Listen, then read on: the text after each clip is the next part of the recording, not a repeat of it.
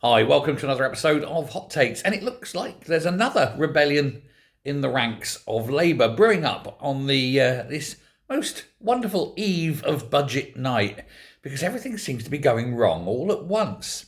Now, Keir Starmer and Rachel Reeves have been told to leave the Westminster bubble, get out, talk to real people. And they've been told this by angry backbench MPs. And they're over the fears that fuel duty will be increased in this week's budget. 152,000 people have signed a petition saying don't do it. It was actually in the Labour manifesto that they wouldn't do it, and yet here they are and doing it. As a Conservative MP called Lewis Cocking, he's leading the charge, backed by a group of 26 MPs and a peer who all signed the open letter to the Chancellor. Now, when you have this 5p fuel reduction that's been in place for over 20 years. They call it a temporary measure. It's 20 odd years. We'll just call it. It's there. Let's just write it off and say, no, it's there. It's all the time. But she looks like she's going to reverse that 5p and put fuel duty up 5p per gallon. Because why not?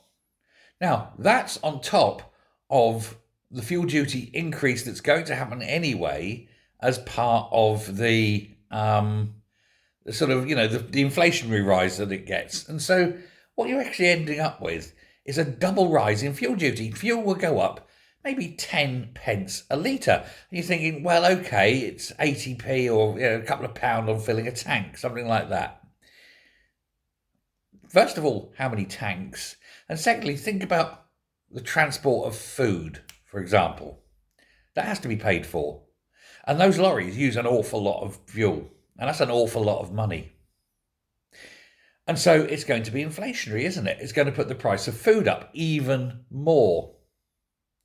And not just the delivery cost, of course, because tractors need fuel, the agricultural machines, but then all the other things that happens, every single thing will be more expensive. Food inflation is already horrific. It's going to get worse. Now, Cocking of Broxbourne said, I want to ensure the voice of millions of ordinary people across our country are heard. But Keir Starmer and his failing Labour government must step outside their metropolitan bubble and recognise that countless hard-working Brits depend on their cars, vans and lorries every single day. They simply cannot afford yet another tax hike. No, they can't. And of course, with the adding of the 3p per mile to electric cars, that's only for now. Because believe you me, in 3-4 years' time, if they can get away with it, there'll be a 3-4p rise per mile on ordinary cars as well. Because, hey, money. There isn't enough of it for socialism.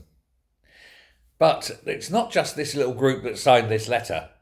It's the general murmurings of the backbenchers of all parties, including Labour, because they know that this is a step too far for people who need to get to work, need the car to get to work, for example. And another thing is, of course, when you make it expensive like that, what they want, women to give up the car. Sometimes the car's the only thing that keeps women safe, getting out of the office straight into a car and going home, rather than walking the dark streets. Having imported millions of rapists, the country is no longer safe. But this Labour government doesn't care about that. It's just awful. They literally are bankrupting the country and achieving nothing. We're not living in a utopia. We're living in a dystopia, and it's only going to get worse. Thanks very much. Bye.